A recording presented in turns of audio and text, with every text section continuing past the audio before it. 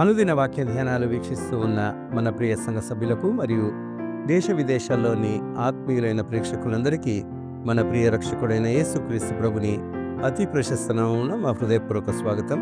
The Church of South India Diocese of Medak Holy Trinity Church Bollaram సమర్పిస్తున్న మన Bible డివోషన్స్లో waiting upon the Lord, Jehovah కొరకు కనిపెట్టుకొని ఉండుట అనే అంశంపై మన ప్రియ సంఘ సభ్యులు శ్రీమతి దౌలతీ ముల్కి మధుకర్ గారు ఈరోజు దైవ సందేశాన్ని అందిస్తూ ఉన్నారు.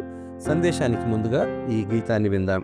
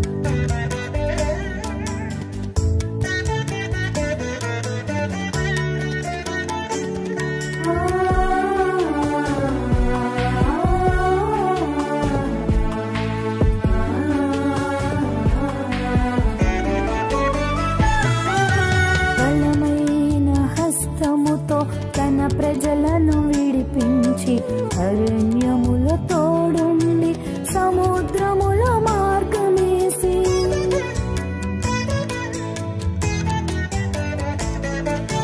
బలమైన హస్తముతో తన ప్రజలను విడిపించి అరణ్యముల తోడుండి సముద్రముల మార్గమేసి చేయి పట్టి వారిని అద్దరికి చేర్చిన చేర్చిన యెహోవా కొరకు ఎదురు చూడు మనసా, సిగ్గునందనీయడు నా తండ్రి నిన్ను.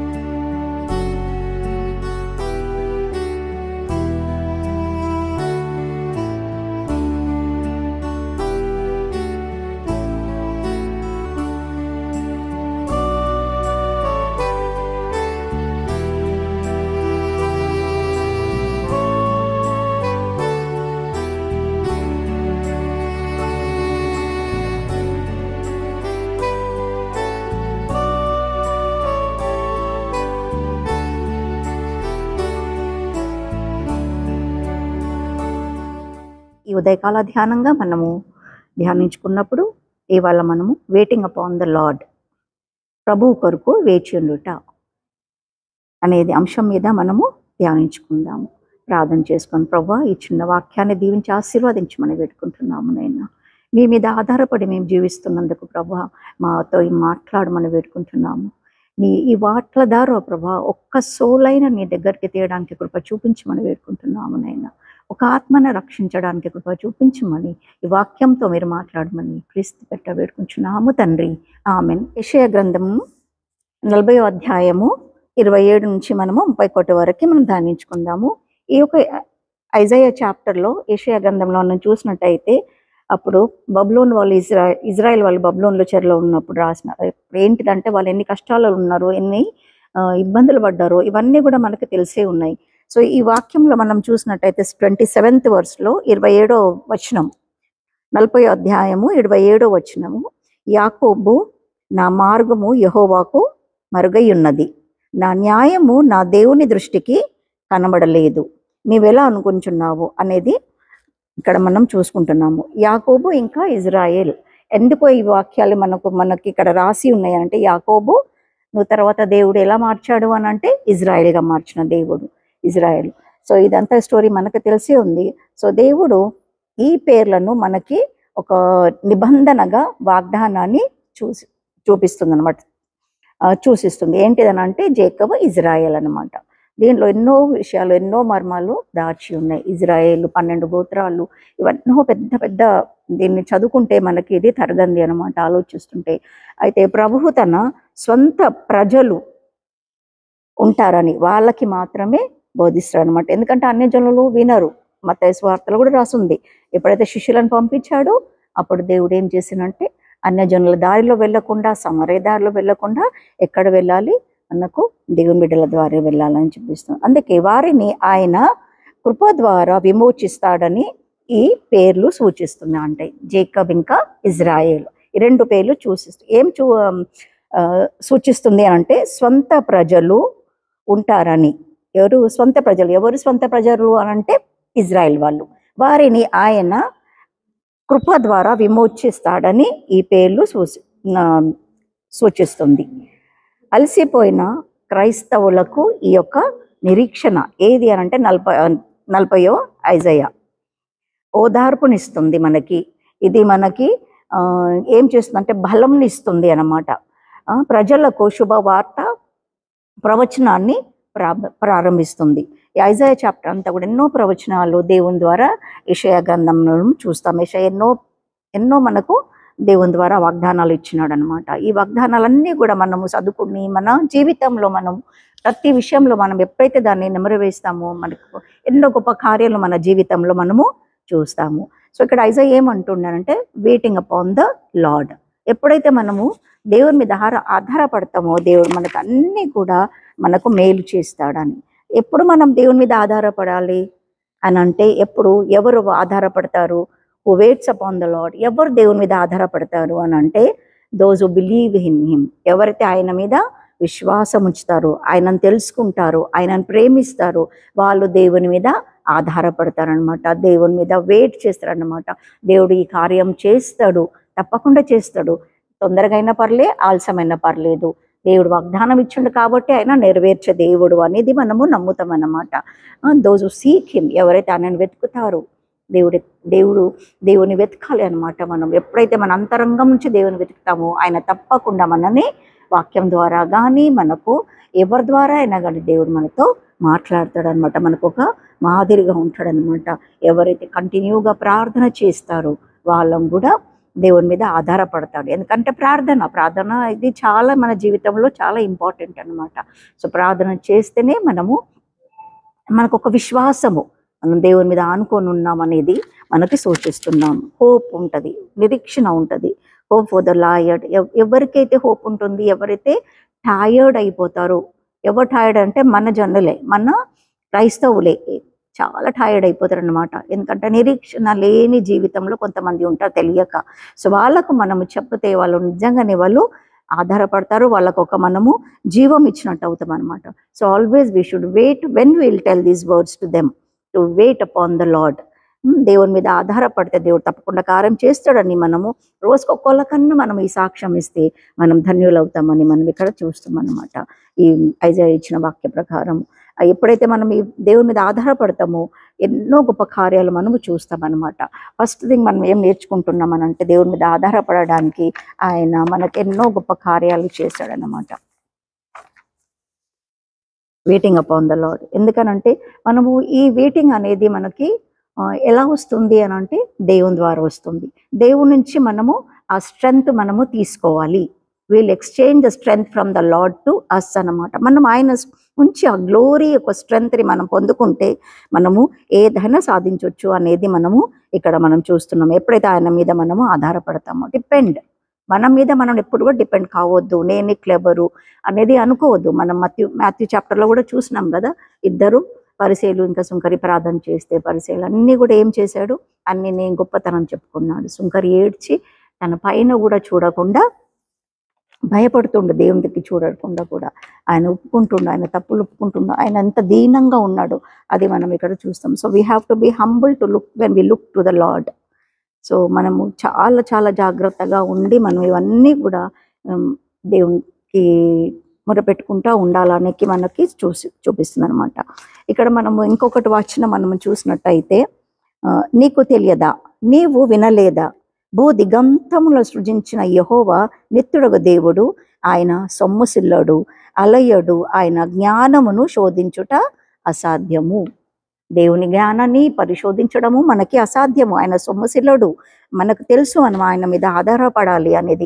నీకు తెలియదా అని అడుగుతాడు. నిత్యుడకు దేవుడు, ఆయన సొమ్ముసిల్లడు. అట్లనే ఆయన నుంచి ఎప్పుడైతే మనం స్ట్రెంత్ తీసుకుంటామో మనం కూడా సొమ్ముసిల్లం అనేది మనము తెలుసుకుంటాం అనమాట. దేవుడు ఆయన మనల్ని సృజించినాడు కాబట్టి ఆయన ఎప్పుడు కూడా మనము తప్పిపోము, మనము సొమ్ముసిల్లము, అలయము. ఆయన జ్ఞానము శోధించుట అసాధ్యము. ఎంతోమంది పరిశోధకులు, సైంటిస్టులు ఎంతో మీదికి వెళ్ళి స్పేస్లో ఎన్నో శోధనలు చేస్తున్నారు, కానీ వాళ్ళకి ఏది కావాలో వాళ్ళకి దొరకడం మాత్రం కష్టం. దేవుని యొక్క అపారమైన యూనివర్స్లో వాళ్ళు ఏది శోధించినా కొన్ని మాత్రమే వాళ్ళు దగ్గరకు అనుకుంటారు. కానీ సూర్యుని దగ్గరకు కూడా ఇప్పుడు వెళ్ళారు, కానీ చూద్దాం ఎలా ఉంటుందో అనేది, ఎన్ని కష్టాలు ఉంటున్నాయని. కానీ ఎంత చేసినా కూడా ఆయన జ్ఞానంను శోధించుట అసాధ్యము అనేది బైబిల్లో ఉన్నప్పుడు అది ఏ సైంటిస్ట్ కూడా దాన్ని సాధ్యము చేయలేడు.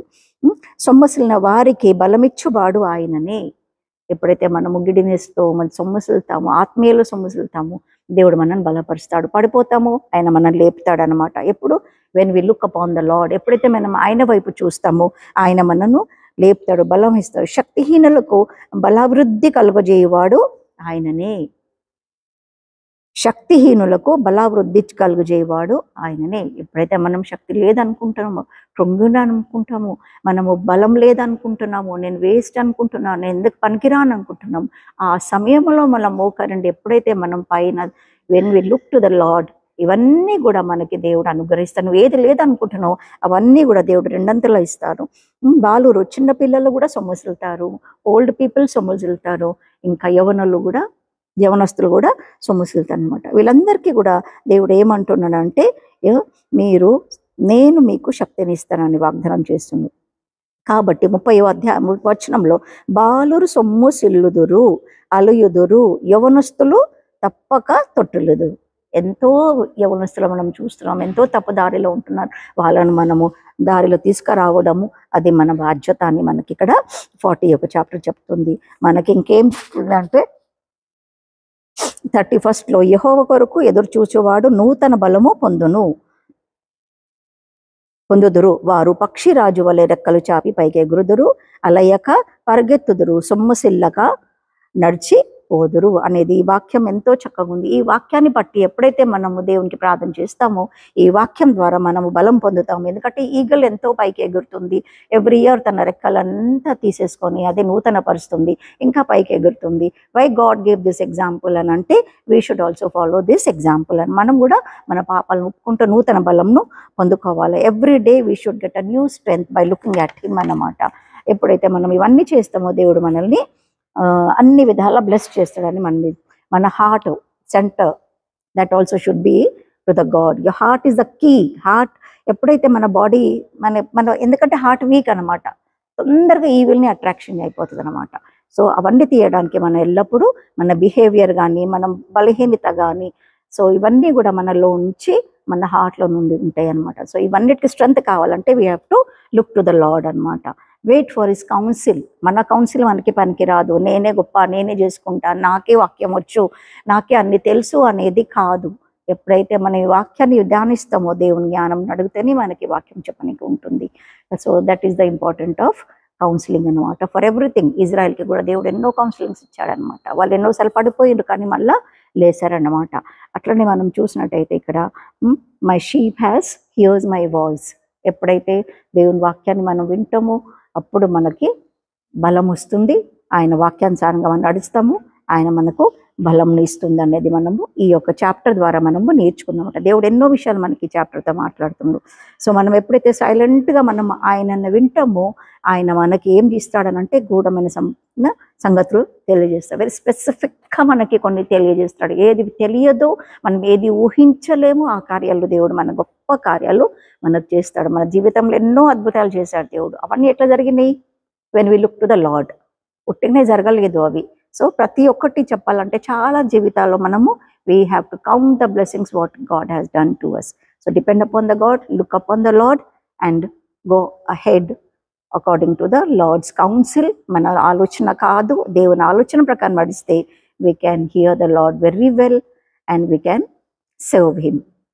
సో మనము ఈ నిరీక్షణతో ఉండి దేవుని రాజ్యానికి వెళ్ళడానికి ఈ యొక్క అధ్యాయం మనకి ఎంతో తోడ్పడుతుంది. ప్రభు వాక్యాన్ని దీవించి ఆశీర్వదించును కాక.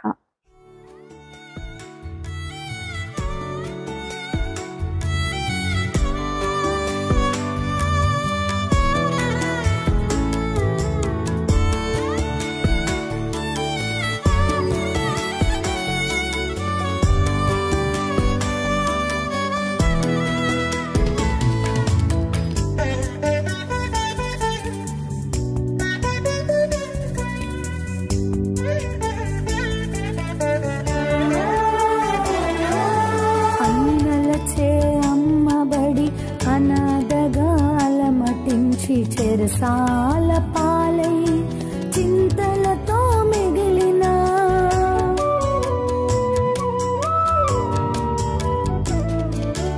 అన్నలచే అమ్మబడి అనాథగా అలమటించి చెరసాల పాలై చింతలతో మిగిలిన యోసేపుకు తోడుండి బహుగా హెచ్చించిన యోసేపుకు బహుగా హెచ్చించిన యెహోవ కొరకు ఎదురు చూడు మనసా, సిగ్గునొందనీయడు నా తండ్రి నిన్ను. యెహోవ కొరకు ఎదురు చూడు